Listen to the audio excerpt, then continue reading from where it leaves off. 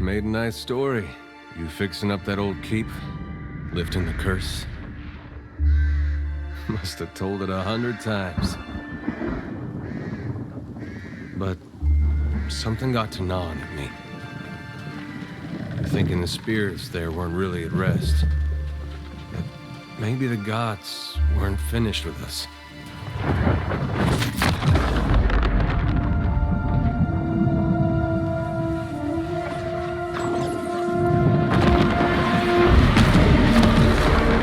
I used to dream that when my God came back, he would forgive us.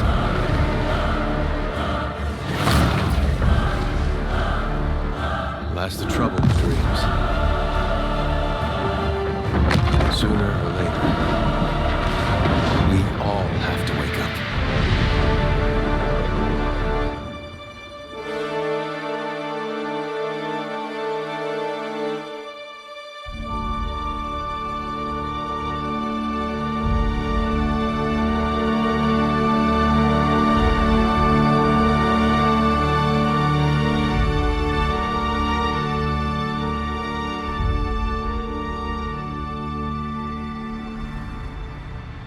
And so you wake to a sleepless world, the in-between of life and death.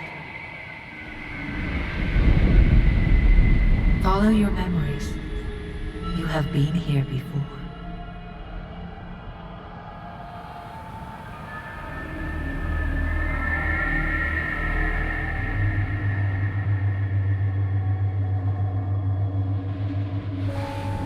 You have seen past the shroud.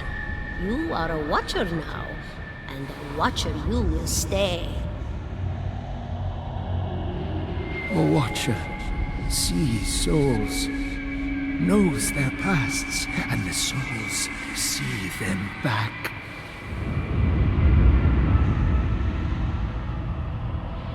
A dubious honor, inheriting a fortress both broken and cursed.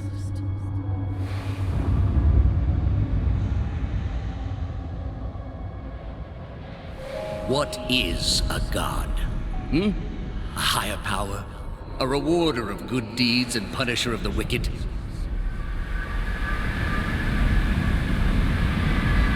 The gods aren't real, but something else entirely. Something created by people.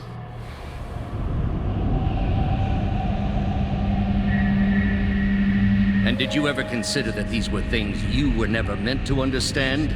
That their comprehension is beyond you?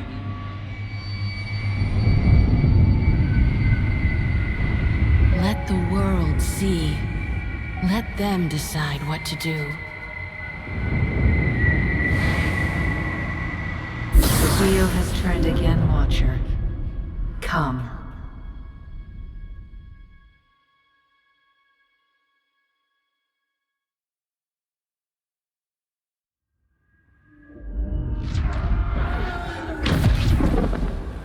An aged dwarf shares this strange floating platform with you. His face is creased by so many wrinkles that his features lie buried amid shadowy pockets of skin. Still, the dwarf's well-practiced habits have left telltale tracks of a welcoming rictus across his visage. You can see his smile coming before it blooms, reshaping the dwarf's face from a hanging sack of flesh into something resembling an oddly carved, merry gourd, replete with unhealthy bumps and discolored splotches.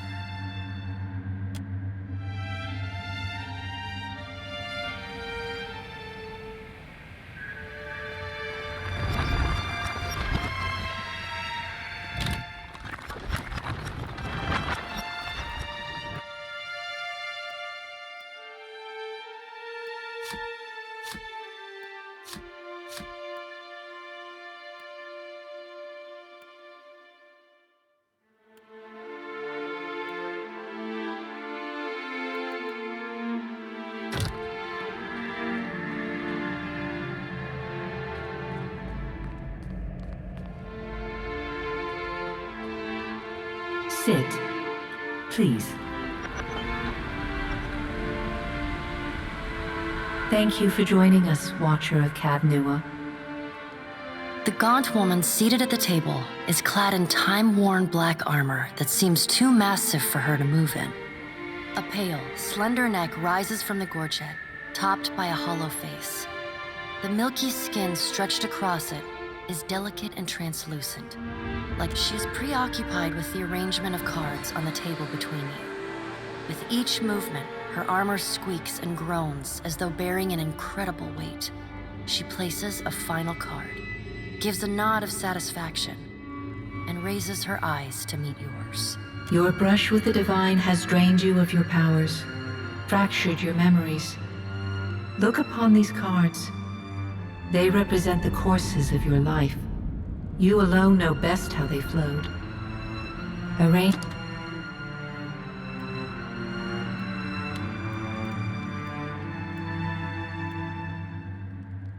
Does everything appear to be in order? Good. Welcome to the Beyond. I am Bera. One half, anyway. She points a finger in the direction of the dwarf who led you here. Though the movement is slight, her gauntlet squeaks like a rusty hinge. The dwarf's rictus returns as he nods in the woman's direction. Tell me, do you remember when we last met? She places a card on the table showing a tall tower. The gods' constellations are arrayed around it in the sky. You remember now. The Hall of Stars in Twin Elms, where you spoke with the gods. You came to that tower seeking our aid. You chose to pledge your services to other gods. Still, a pledge unmade stands fairer in this court than a pledge broken. She places a card in the middle of the arrangement. A bell tower with no bell. Her finger... You had need of the gods once before. Now it seems we have need of you. The being that occupied Odnua's statue beneath your castle was the dead god, Aothus. Of this we are certain. What we do not know is what his intentions are. Though Aothus stole a large fragment of your soul, you were strong enough to survive the onslaught and enter the in-between. You and he are still connected. He has chosen a body made of living Audra, perfused with the power of thousands of souls, including yours. It should be little difficulty for an experienced watcher to find him. No, but neither is your body truly alive. Your lungs draw breath, your heart pumps blood, but your flesh is as soulless as a hollowborn. That is... She delicately places a card upright on the table. The art depicts souls flowing out of a pillar of Audra.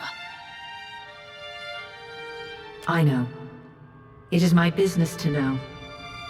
322 in Cadnua and your surrounding lands. Their souls remain in Aothus still. You have the power to save them. Serve me and I will return you to your body. Or don't. Good. Before you return to Aora as my herald, you must remember who you were, the last whisper of life and death. For a moment, the sockets of her eyes darken, leaving the pits of a death's head gazing out at you. When you can picture your own face, the Beyond will lead you back to your own kind, to the world of mortals.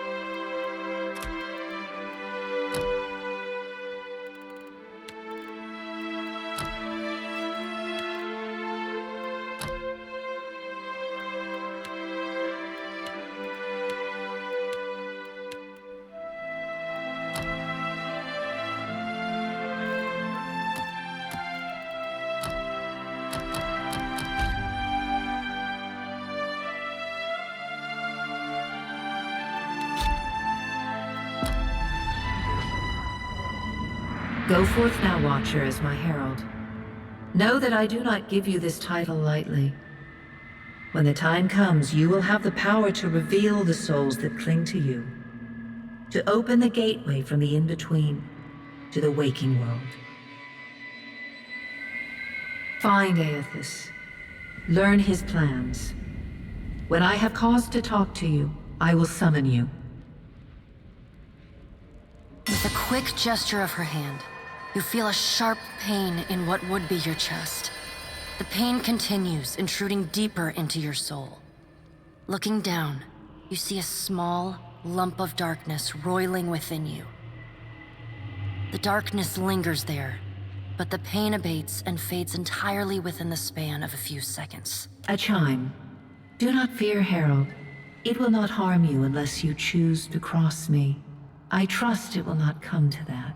Her gauntleted hand gestures to the dwarf, hovering nearby. The dwarf nods, contorts his face with his odd smile, and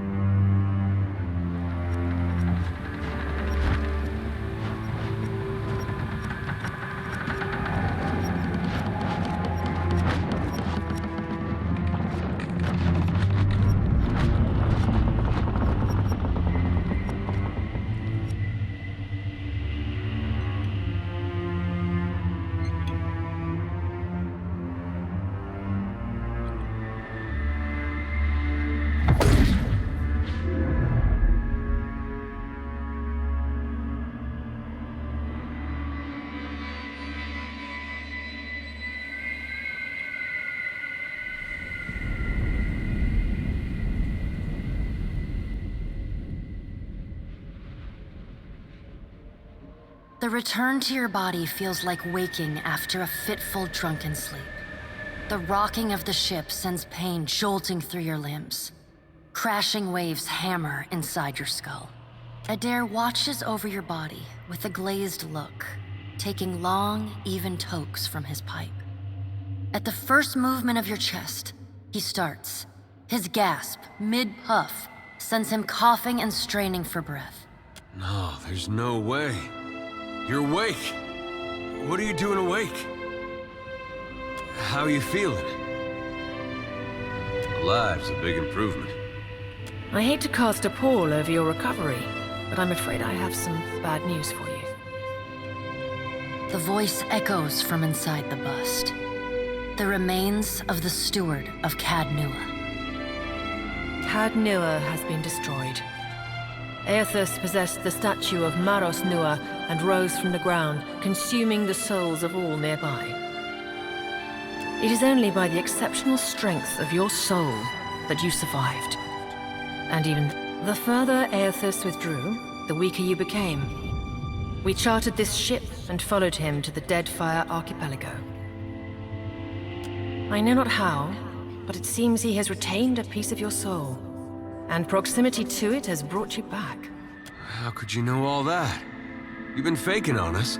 He pokes at your shoulder with one finger. Misfortune's brewing topside. Magrans fires the captain stirs.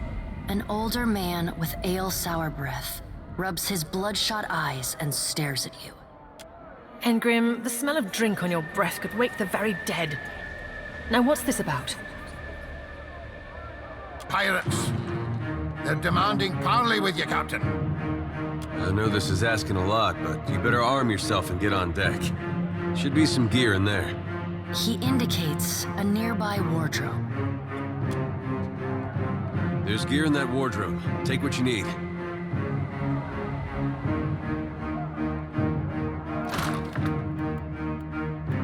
All right, now make some use of it.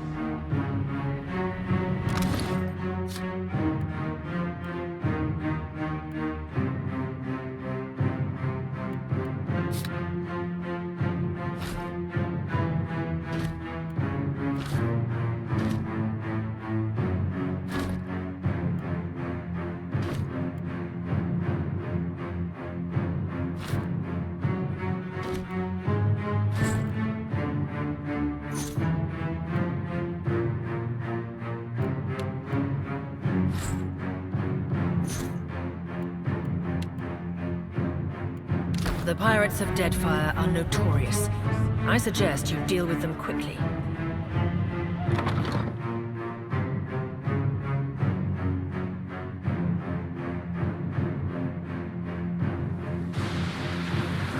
Well, what have we here?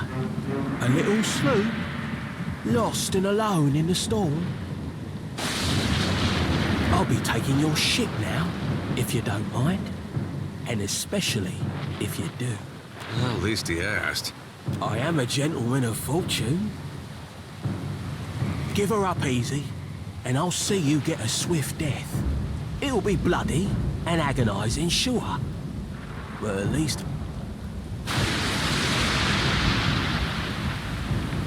Always like that one. Sometimes I like to wiggle the finger like it's tickling. Oh, I like your spirit. But that won't spare you none. Listen up, mates. I'm off to spear me a bigger fish. One with sharper teeth like. I'm trusting you lot not to cock this up. Don't damage the sloop when you take it. Play with the crew if you'd like, but don't bring me any prisoners. None that are alive. You heard, Benwith! After him!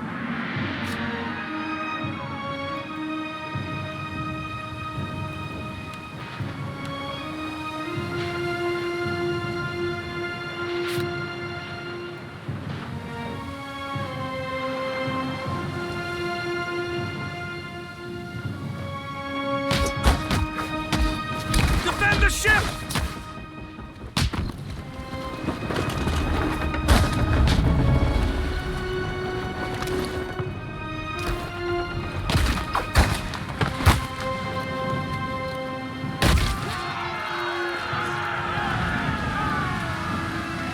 Storm's picking up! Take cover!